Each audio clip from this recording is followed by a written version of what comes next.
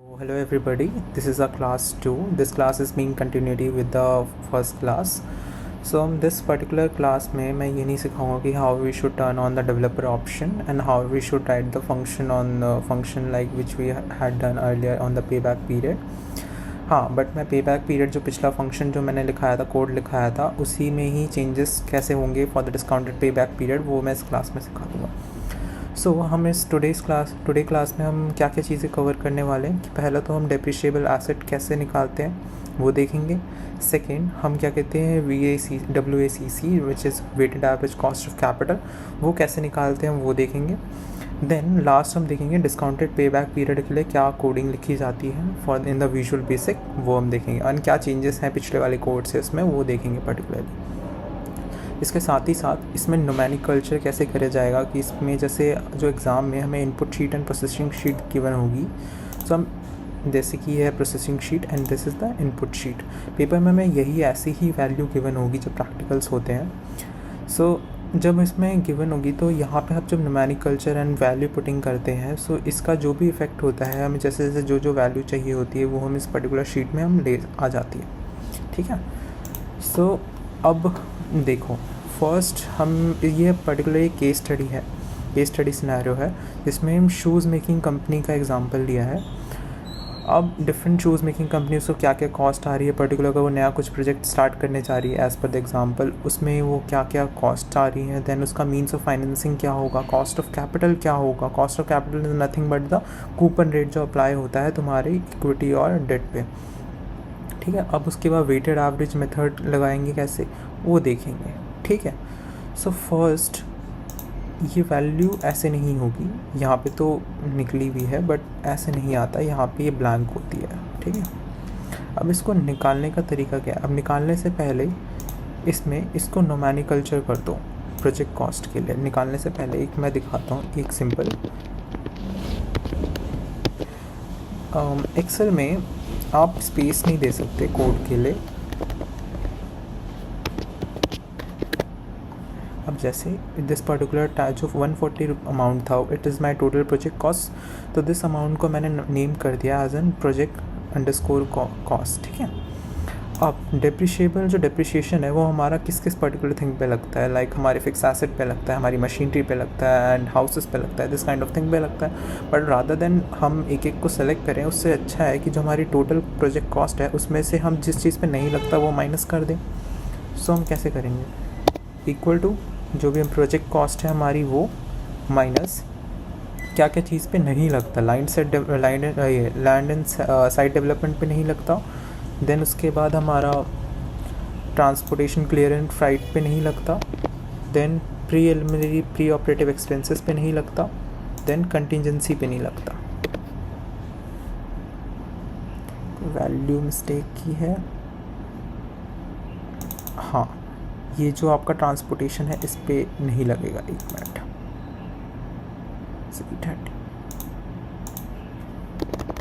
ये गलती से लग गया.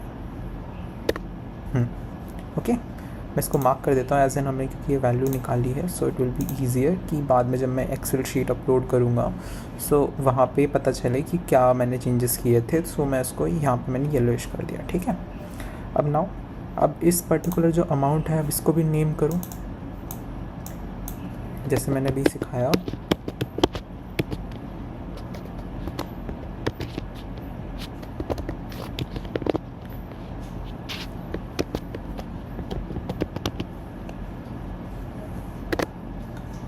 नेम.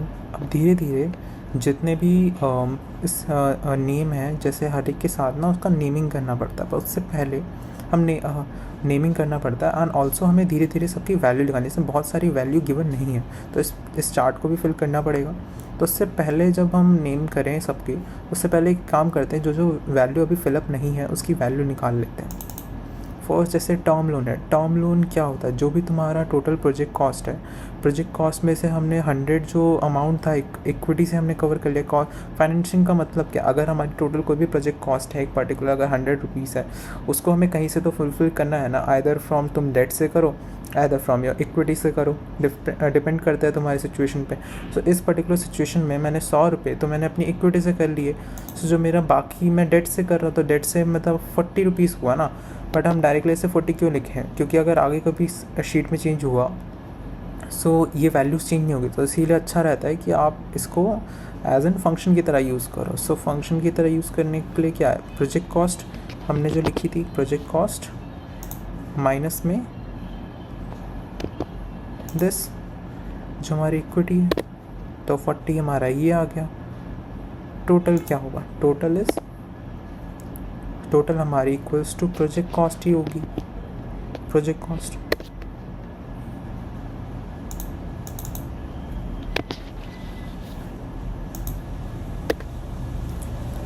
ठीक है, अब इसका नेमिंग करो, ये क्या है, इक्विटी।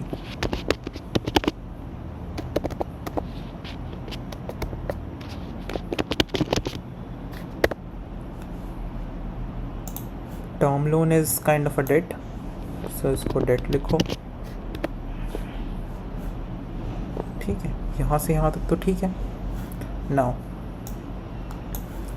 अब आते हैं कॉस्ट ऑफ कैपिटल।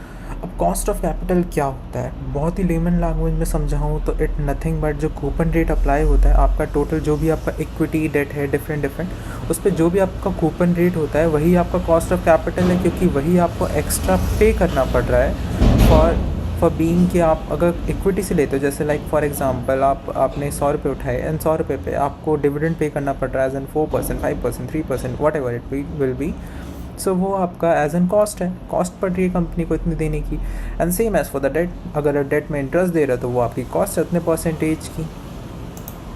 सो अब ये कैसे निकालेंगे, अब देखो, फर्स्ट ऑफ ऑल यहाँ पे हम निकालने का तरीका क्या है, परसेंटेज इनटू में what ever you having the cost. ठीक है, सो हमने इसमें पहले हम निकालते हैं इक्विटी का। सो इसमें देखो अब इक्विटी नाम आ रहा है ना, अब सीधा ही नाम आने लग जाएगा, इक्विटी मल्टीप्लाइड बाय आपका जो भी आपकी परसेंटेज रेट होगा, कूपन रेट 20 रुपीज़ इसका आ गया, and then debt multiplied by the coupon rate. So ये आपका cost of equity and cost of debt आ गया। अब इसको भी नेम कर दो। अब इसको नेम कैसे करेंगे, cost underscore cost of equity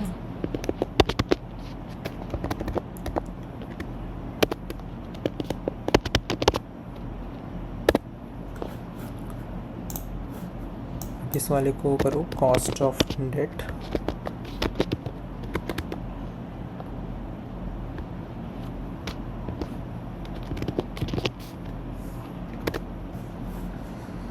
ठीक है। अब वेटेड एवरेज की बारी, अब वेटेड एवरेज मेथड निकालना है। अब पहले मैं इसको मर्ज कर देता हूँ, it will be easier. Weighted average क्या होता है, वेटेड एवरेज बेसिकली हम यूज़ क्यों करते हैं, क्योंकि हमें पता है कि जो शेयर का जो इक्विटी, हम equity cost of capital on equity निकालते हैं, इक्विटी की कॉस्ट ऑफ इक्विटी वो डिफरेंट प्रोसीजर से आती है। ये तो सिर्फ नॉर्मल हमने कूपन रेट लगा दिया, बट ये जो रेट निकालने के लिए हमारे पास डिफरेंट मेथड्स हैं इक्विटी की कॉस्ट निकालने के लिए। उसी तरह से हमने क्या कहते हैं डेट निकालने के डिफरेंट मेथड है। अब दोनों तो वैल्यूज़ अलग हैं, अब उसको सेम बेस पे कैसे लेके आए, तो weighted average cost of capital यही करता है। उसका तरीका क्या है, फॉर्मूला, आप कॉस्ट ऑफ कैपिटल जो भी आपकी जैसे पर्टिकुलर कॉस्ट है, like cost on equity divide by the project cost plus में cost on debt divide by the project cost, तो सेम बेस है। तो इस वजह से जो पर्टिकुलर अमाउंट, जो वेटेड एवरेज एक पर्टिकुलर कॉस्ट ऑफ कैपिटल आ जाती है, वो एक सेम अमाउंट, सेम एक परसेंटेज पे आ जाती है। तो एवरेज ऐसे डायरेक्टली आप परसेंटेज का एवरेज नहीं निकाल सकते, इसलिए जिस परसेंटेज है इसका एवरेज निकालने के लिए ही हम वेटेड एवरेज मेथड यूज़ करते हैं। ठीक है, सो द फॉर्मूला क्या होगा इसमें, फॉर्मूला वुड बी, मैं यहाँ लिख लेता हूँ, फॉर्मूला ईजी रहेगा। ब्रैकेट ओपन, इसमें हम पहले डालेंगे cost of equity, cost of equity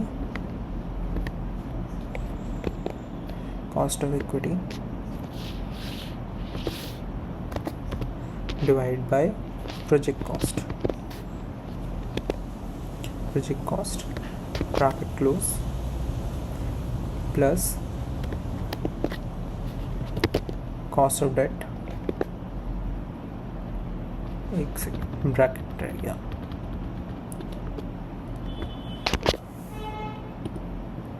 cost of debt divided by project cost bracket close, you will get the value. So this is your nothing but the weighted average cost of capital. इसको मैं और इसमें mark कर देता हूँ क्योंकि हमने ये निकाला, ठीक है। इसको मैं अच्छे से स्क्वायर कर देता हूँ so that it will be easier to see कि हाँ कि बाद में हमने ये कैसे की। तो ठीक है, इस तरह से हमने weighted average cost of capital, अभी तक हमने क्या क्या निकालना सीख लिया। First is the depreciable asset कैसे निकाली हमने, ठीक है। डेप्रिशिएबल एक रिवीजन कर लेते हैं छोटा सा, यहाँ से आता हमने depreciable asset land site development minus and transportation, ये preliminary pre operative expense and contingency minus करा, सो हमारा उससे डेप्रिशिएबल एसेट आ गया, राइट। देन उसमें दूसरे प्रोजेक्ट कॉस्ट से हमने टर्म लो फाइनेंशिंग के कैसे उसको फाइनेंस किया, उसके डिफरेंस से हमने 40 निकाल लिया यहाँ पे। देन हमने यहाँ पे cost of capital coupon rate से मल्टीप्लाई करके आपकी जो भी ये फाइनेंस का तरीका था उसको अपने कूपन रेट से मल्टीप्लाई करके हमने उसका कॉस्ट ऑफ पर्टिकुलर कैपिटल निकाल लिया। देन उस पर्टिकुलर कैपिटल से हम दोनों से हमने weighted average cost of capital निकाल लिया, राइट। यहाँ तक सब सही है। Next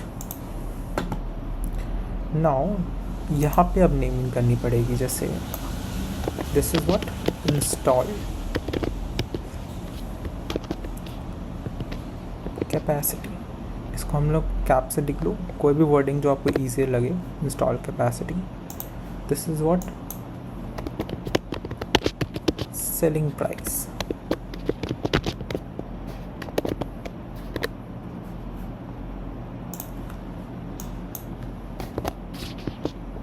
raw material cost,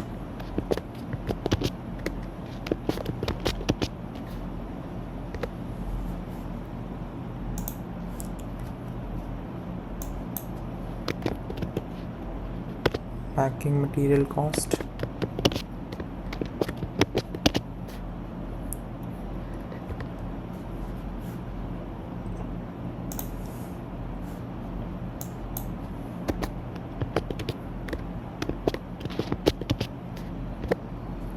labor cost,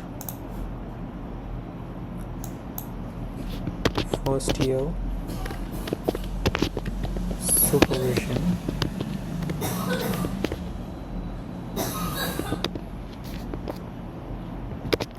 first year supervision expense,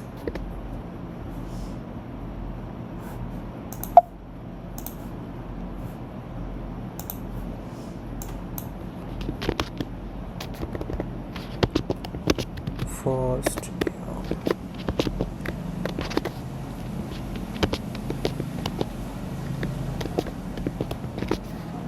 year supervision expense, okay। तो डो के अंडरस्कोर्स, क्योंकि आप अंडरस्कोर नहीं देंगे तो अभी जैसा एक एरर आ गया बीच में गलती से वैसा आ जाता है। देन ये क्या है, फर्स्ट ईयर सुपरविजन एक्सपेंस के बाद ये कह रहा है कि हर साल उसके बाद जितने भी होंगे उसमें प्लस 0.75 ऐड होता जाएगा। सो हम इसमें कैसे डालेंगे, after first year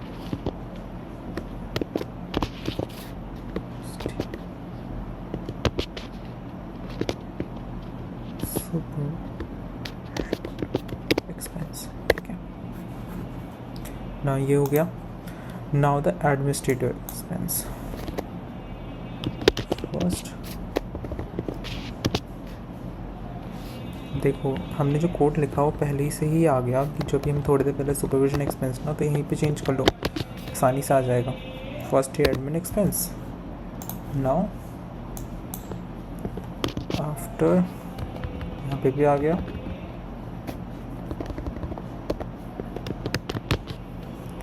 admin expense. मैं इसको बड़ा कर देता हूँ ताकि इजी दिखे, ठीक है।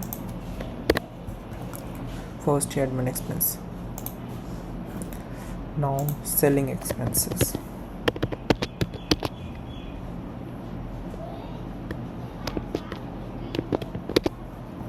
सेलिंग एक्सपेंसेस नाउ अब यहाँ पे कुछ चीज़ें लिखी हुई है। वैसे तो हर एक का एक जनरल तरीका होता है कि रॉ मटेरियल किस पे कैलकुलेट होगा, ये क्या होगा, बट जब गिवन होता है स्पेसिफाइड, हमें जैसे हमने पढ़ रखा है पहले अकाउंटिंग में, सो उसी तरीके से अगर गिवन है तो हम उस तरीके पे लेते हैं। जैसे रॉ मटेरियल का हमें गिवन है कि सेल्स पे हमें लेना है, पैकेजिंग मटेरियल कॉस्ट हमें रॉ मटेरियल कॉस्ट पे लेनी है, लेबर कॉस्ट हमें सेल्स पे लेनी है, फैक्ट्री सुपरविजन हमें फर्स्ट, ये तो चलो नॉर्मल चीज़ हो गई, ठीक है। Then the selling expenses are been calculated on the unit sold पे।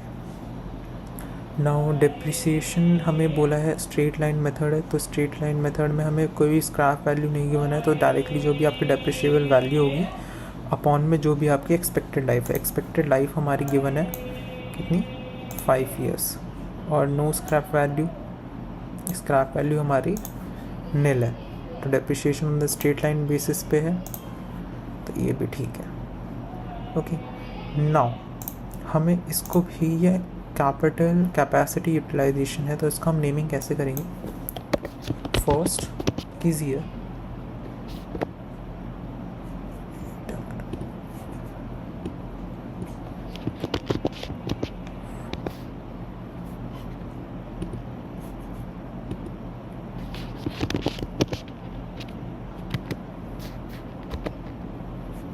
First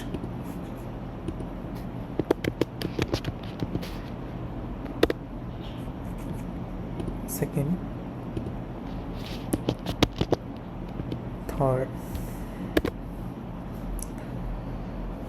okay. सो अब हमने तो कोडिंग हमने मतलब नोमेनिकल्चर कर दिया, बट एक चीज़ और, नोमेनिकल्चर अगर आप यहाँ से आप कर सकते हो, यहाँ से आप उसको चेंज नहीं कर सकते, अगर चेंज करने जाओगे तो पीछे से चेंज नहीं होता, तो ये एक चीज़ है।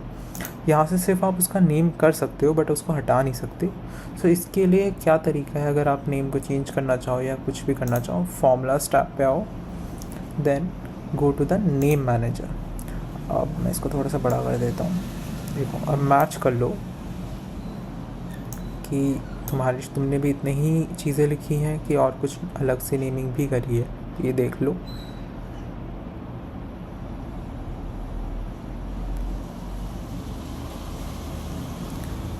चलो अब नेक्स्ट पे चलते हैं।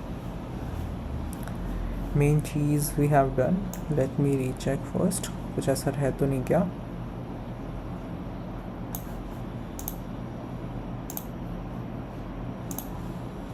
ऑलराइट, अब हम प्रोसेसिंग शीट पे जाते हैं। अब प्रोसेसिंग शीट पे जाने के बाद फर्स्ट हमें यहाँ पे वैल्यू पुट करनी पड़ती है। सो तुम्हें तो ये शीट गिवन होगी एग्ज़ाम में, सेम एज ब्लैंक शीट तुम्हें गिवन होगी। सो कैसे करना है, हमने अब यहाँ पे हमने पहले ही नोमेनिकल्चर कर चुके हैं, सो हम डायरेक्टली यहाँ पे हम फंक्शन यूज़ कर सकते हैं। जैसे फर्स्ट में हमने कैपेसिटी यूटिलाइजेशन में फर्स्ट का डालेंगे,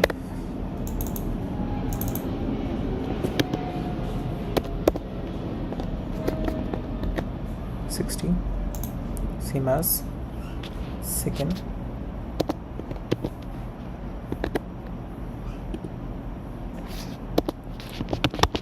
थर्ड। अब थर्ड के बाद जो आपका ये है इसमें तो सेम ही हो जाएगा, ओके।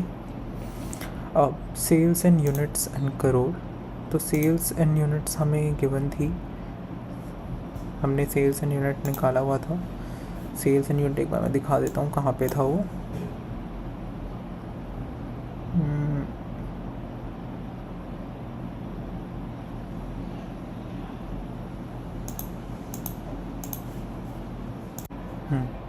सो हमने क्या कहते हैं सेलिंग, जो इसमें हमें सेलिंग यूनिट कैसे निकलती है, सेलिंग यूनिट्स कितने हमने सेल्स की उसकी यूनिट्स कैसे निकलेंगी, जितनी हमारी कैपिटल यूटिलाइजेशन है पर्टिकुलर ईयर की multiplied by the install capacity, क्योंकि उतनी ही हमने बेची होंगी।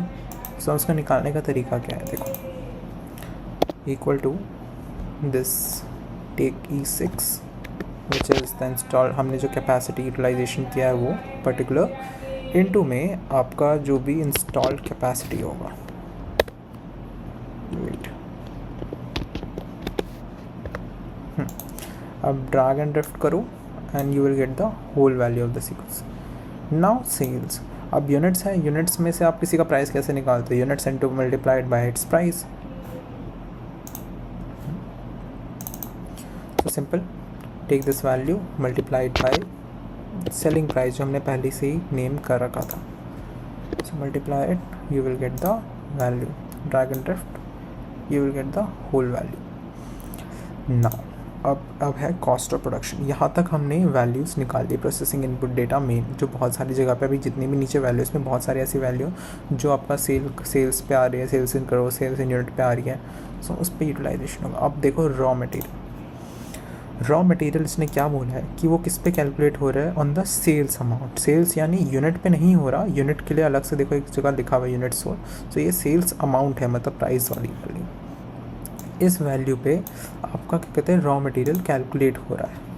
तो अब इसमें कैसे, अब रॉ मटेरियल का जो हमने इनपुट वो डाला हुआ था, नेमिंग कर रखी है, वो डालो, multiplied by this value sales in rupees.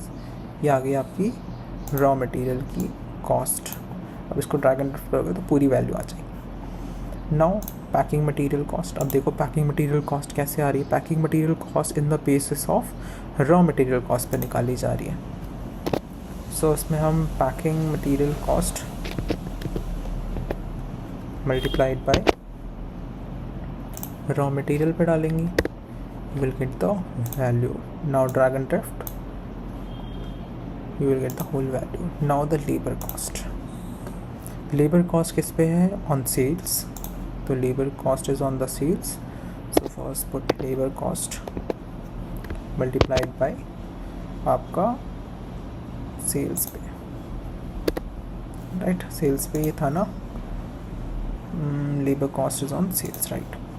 हाँ, इसको drag and drift, complete the sequence. Now अब बारी है, यहाँ तक मल्टीप्लिकेशन से हो गया. अब फैक्ट्री सुपरविजन एक्सपेंस जो होते हैं वो तो डायरेक्टली ही आ जाते हैं, पर हर एक साल उसने कहा है 0 पॉइंट समथिंग उसका एक अमाउंट था आफ्टर फर्स्ट ईयर, वो ऐड हो रहा है. वो कैसे निकलेगा वो देखो, एंड ड्रैग एंड ड्रिफ्ट करने के लिए कैसे उसको एक दूसरे से जोड़ते हैं वो भी देखना. First is first year admin expense आ गई. नाउ सेकेंड आपका ये value plus after first year admin expense. This see first year admin expense हमने पिछले वाले इक्वेशन से करा कि जो पिछली हमारी वैल्यू थी उसमें हमने after first year admin expense कर दिया, क्योंकि अब इसके में ड्रैग एंड ड्रिफ्ट करोगे तो हर एक में 0.5 ऐड होते चले जाएंगे. Now same for this is not the, it's my mistake कि ये वैल्यू सुपरविजन एक्सपेंस की लाइन है, बट मैंने इसको गलती से उसमें लिख दिया. यहाँ पे मैं पेस्ट कर देता हूँ, ये इसकी वैल्यू. नाउ ये एडमिन एक्सपेंस की थी और मैंने गलती से इसको सुपरविजन पे लिख दिया था. ओके, सो यहाँ पे हम डाल देंगे फर्स्ट ईयर सुपरविजन एक्सपेंस. इसकी नोमेनक्लेचर नहीं हो रखी शायद, इसीलिए ऐसा आर नहीं आ रहा, पर मैं भी कर दूंगा, कोई नहीं. Now equal this value plus में आपका after first year supervision expense 4.75. Drag and drift, इसको पहले रुपीस में कन्वर्ट कर देते हैं. कॉमन होम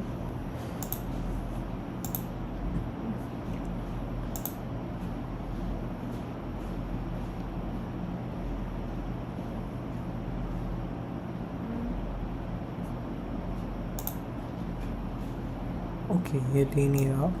काम करता हूँ मैं, सारी ही वैल्यूज़ जो भी आएंगी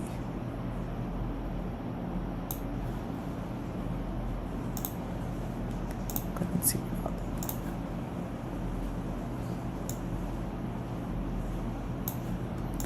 राइट. अब ठीक है।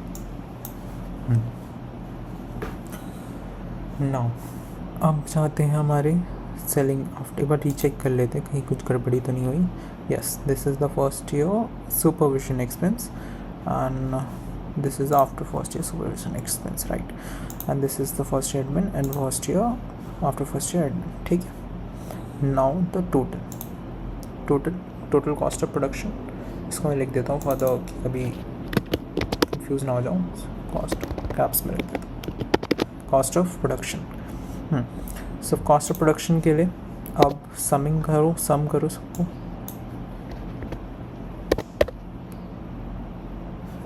एक second, some same as drag and drift, you will get the total cost of production. Now the gross profit is what? Gross profit is nothing but sales minus आपका cost of production, right? So इसमें कैसे करना है? Whatever will be your sales minus cost of production 139.30, this drag and drop and you will get the whole value.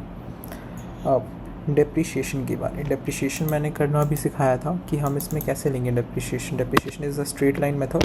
तो यहाँ पे depreciation का तरीका क्या है? डेप्रिशिएशन आपकी डेप्रिशिएबल एसेट डिवाइड में आपका जो भी आपकी लाइफ होगी एसेट की, life of asset.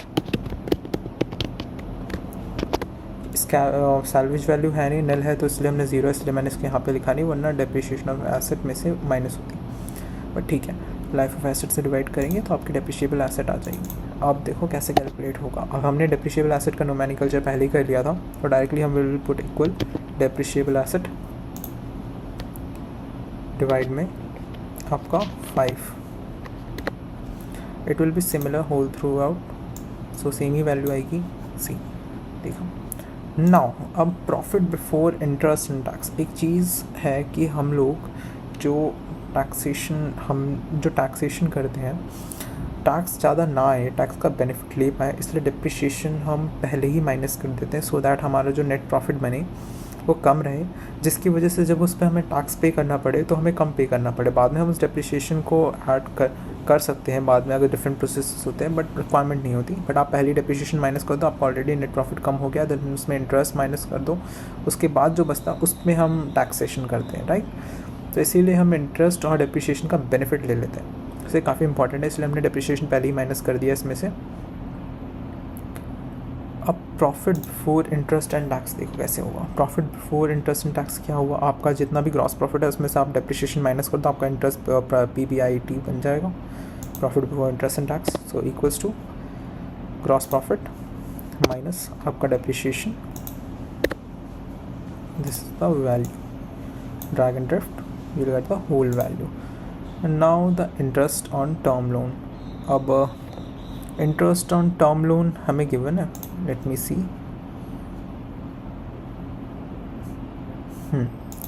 6.40 is the interest on the term loan. So हम इसे करेंगे cost of equity,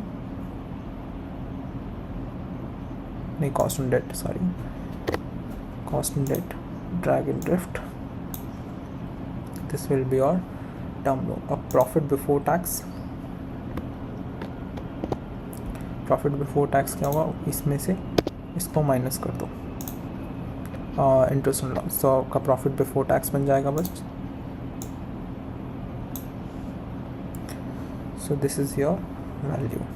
now tax हमारा ज़ीरो है, हम टैक्सेशन कुछ हमें वो कोई ऐसी चीज़ गिवन नहीं है कि कितना टैक्स लगाना है, तो अभी के लिए हम लोग ज़ीरो ले ले रहे हैं,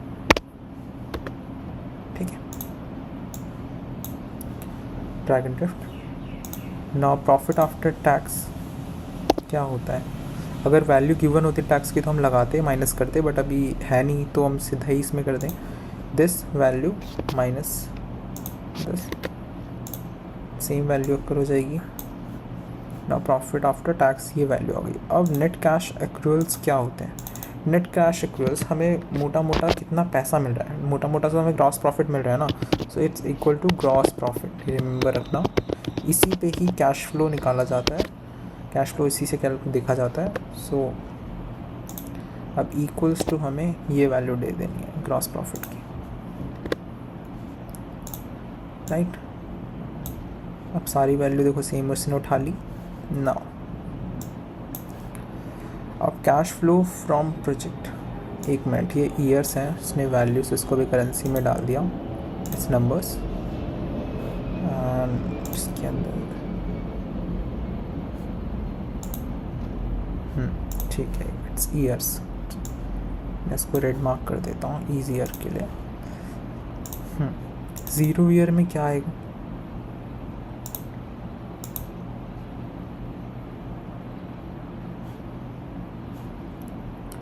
zero year is the year जो हमने अमाउंट इन्वेस्ट किया। अमाउंट इन्वेस्टेड कितना?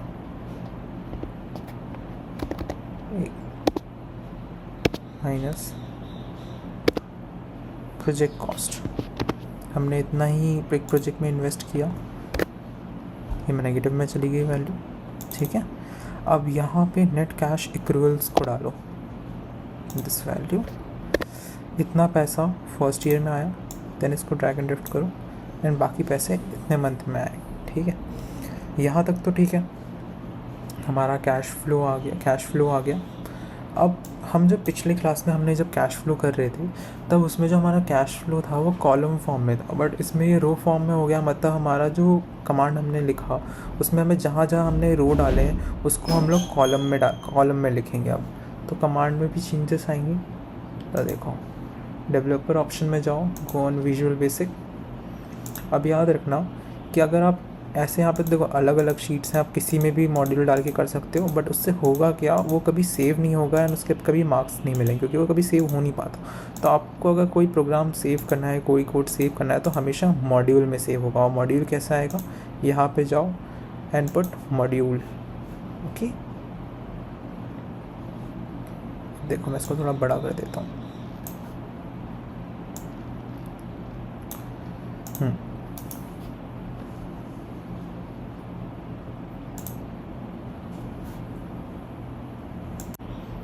हाँ, सो हमें इसमें कमांड अब लिखते हैं, ये पिछला वाला ही जो कमांड हमने पे बैक पीरियड के लिखा हम वैसा ही कमांड लिखेंगे, बट आज मैंने पहले से लिख लिया सो दैट टाइम ज़्यादा लगे ना, ऑलरेडी वीडियो काफ़ी लंबी हो जाती है फिर।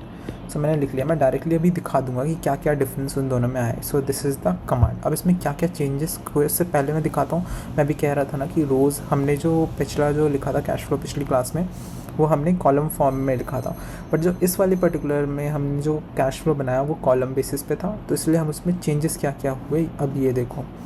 यहाँ पे हमने करी, यहाँ पे रुको मैं पहले वाला वो भी निकाल लेता हूँ ना, so that it will be easier. ये देखो ये पहले वाला कोड है जो हमने पिछली क्लास में देखा था, एंड दिस जो अभी हम ये लिख रहे हैं नया वाला। अब अंदर देखो हमने जो यहाँ पे कॉलम्स हैं उस वाले में हम उसमें रेंज थी, उस वाले में रोज़ थी, सो इसकी जगह हमने कॉलम्स को लिखा। सेकेंडली इस वाले में हमने जो डिस्काउंटेड पे बैक पीरियड निकाल रहे हैं इसलिए हमने उस जगह पे डिस्काउंटेड पे बैक लिख दिया, उसके आगे पे बैक। तो इसमें ज़्यादा कुछ चेंज तो आया नहीं, बट हाँ लास्ट में हम क्योंकि VACC भी यूज़ करने वाले हैं, weighted average cost of capital को भी कंसिडर करने वाले हैं। Weighted average cost of capital और जो ये डिस्काउंटेड पे बैक पीरियड का काम क्या होता है, बेसिकली अगर जैसे प्रोजेक्ट जो कंप्लीट होने वाला है इन द फ्यूचर कंप्लीट होने वाला है, बट हमें क्या पता कि वो आज के टाइम पे हमें कितनी वैल्यू कितने टाइम में पूरी कर पाएगा, तो इसीलिए डिस्काउंटेड निकाला जाता है। डिस्काउंटेड मतलब होता है प्रेजेंट वैल्यू इस पर्टिकुलर प्रोजेक्ट की निकालना, कि वो कितना फुलफ़िल कर पाएगा, कितना दे पाएगा और कितने टाइम में दे पाएगा, तो प्रेजेंट वैल्यू से ही देखा जाता है। तो इसीलिए VACC को कंसिडर किया गया डिस्काउंटेड पे बैक पीरियड के लिए। सो इस वाले में कुछ वो था नहीं, सो इसलिए कॉमा डाल के हमने VACC एज डबल लिखा। देन सेम एज बाकी सारे सेम है। इसके बाद हमने और कुछ चेंज किया था एंड इसके बाद हमने cash flow in selected range वाली लाइन को एलिमिनेट कर दिया, उसकी जगह हमने यहाँ पे values of different cash flow उस वाली लाइन पे शिफ्ट हो गए। देन कॉलम हमने रोज़ से कॉलम को चेंज किया, ऑल्टर किया। देन सेम एज यहाँ पे भी सेम है, यहाँ पे हाँ। अब ये देखो यहाँ पे जो 1 एंड आई, एंड यहाँ पे हमने आई एंड 1, आई मतलब क्या है, इंटीजर। जो भी आपकी नंबर लाइन पे आता है वो सारे इंटीजर्स होते हैं। सो अब कॉलम बेसिस पे था हमारी कॉलम, जो इससे पहले वाला जो क्लास थी उसमें हम कॉलम बेसिस पे कैश फ्लो लिखा था, उसमें कॉलम पे लाइन चेंज हो रही थी। तो कैसे फॉर्मेशन होती है, रोज़ एंड कॉलम। तो हमारा कॉलम चेंज हो रहा था, इसीलिए हमने क्या कहते हैं वैल्यू हमने उसको फिक्स करी थी। बट अब इस वाले में क्या हो रहा है इस वाले में हम रोज़ को फिक्स करना पड़ेगा। सो हमने इसको रो, इस टाइम पे हमने पर्टिकुलर रो को हमने कांस्टेंट कर दिया 1। एंड जो हमारे जो कॉलम्स होंगे दिस जैसे नंबरिंग चल रही है, उस वाले को हम लोग इंटीजर पे सेट करेंगे, डिफरेंट वैल्यूज़ आएंगी। ठीक है। अब डिवाइड में हमने क्या डाला है, 1 + VACC। ये प्रेजेंट वैल्यू को कन्वर्जन करने का एक फॉर्मूला होता है जो पढ़ा होगा आपने। सो ये उस फॉर्मूले पे बेस्ड है। अगर नहीं पढ़ा तो इसको आप रिवाइज ऐसे ही बस याद कर लो, कोई ऐसा वो नहीं है, फॉर्मूला तो याद भी कर सकते हो ऐसे पढ़ने, इसमें देखने की क्लास की रिक्वायरमेंट नहीं होती, बस ये इतना याद कर लो। नेक्स्ट इज पूरा ऑल टुगेदर सेम है। हाँ एक चीज़ और, 1 मोर पॉइंट, एक सेकेंड, ये लास्ट पॉइंट में देयर इज सम चेंज मैंने नहीं लिखा।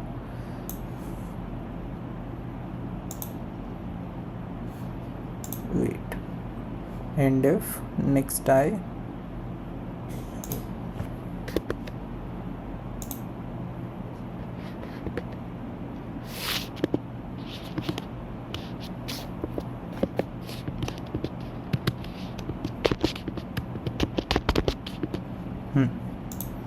सो द एंड फंक्शन। ठीक है, अब तो सेम हो गया ऑलमोस्ट। तो इसके नीचे तो सारा ही कुछ सेम है। बट हाँ जैसे ये मेरी सेकंड शीट है, मैंने तो ये न्यू बनाई है, बट किसी कंप्यूटर में लाइक आपने पहले बनाई है उसके बाद आप बना रहे हो, तो विजुअल बेसिक तो अपने जितने भी कमांड्स हैं ना, आप जो भी फंक्शन लिखते हो वो सेव कर लेता है प्रोग्राम पे। तो अगर आपने एक और शीट है तो यहीं पे वो शो कर रहा होगा। सो उस टाइम पे आपको ना यहाँ पे आपको go to 20 लिखना पड़ेगा, go to 30 लिख लो, कुछ भी लिख लो, और यहाँ पे भी वो 30 कर देना, क्योंकि ये वाला जो कमांड है वो कह रहा है कि अगर ये सारी इक्वेशन आपकी फुलफिल होती है तो वो आप ये फॉर्मूला पर्टिकुलर लगाओ। बट आपने अगर go to 10 लिखा हुआ आपने चेंज नहीं किया और एक और शीट लगी हुई है तो वो पिछले वाले प्रोग्राम को भी उठा लेगा। तो इसीलिए यहाँ पे चेंजेस कर दो। पर मेरी शीट में भी कुछ है नहीं तो मैंने go to 10 लिख दिया, बट अगर चाहो तो यहाँ पे go to 20 भी कर सकते हो, कोई इशू नहीं है। ठीक है, हो गया। अब कमांड को रन करा जाए। अब देखो कैसे लिखेंगे। अब देखो डिस्काउंटेड पे बैक पीरियड आ गया ना, यहाँ से यहाँ तक सेलेक्ट करो, कॉमा VACC। हमने मार्किंग नहीं करी शायद, इसलिए VACC शायद ले नहीं रहा। रुको पहले वो करके आते हैं, फिर इसके बाद ये लिखेंगे। हमने पिछली सीट पे जो WACC निकाला उसकी हमने मार्किंग नहीं करी, इसलिए वहाँ पे वो शो नहीं हो रहा। सी हमने यहाँ पे मार्किंग नहीं करी ना, तो इसको कैप्स में डालो WACC, हो गई मार्किंग। अब जब हम वहाँ पे जाएंगे discounted, select the range cash flow, comma WACC।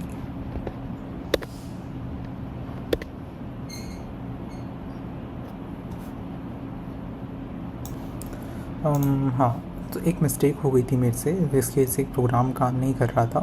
What did mistake I have did कि मैंने यहाँ पे 2 चीज़ें और चेंज हुई है। लाइक यहाँ पे हमने वैल्यू ऑफ कैश फ्लो वहाँ पे लिखा था ना, मेंशन द कैश फ्लो, अब वो भी लिख सकते हो, उससे कोई इश्यू नहीं है।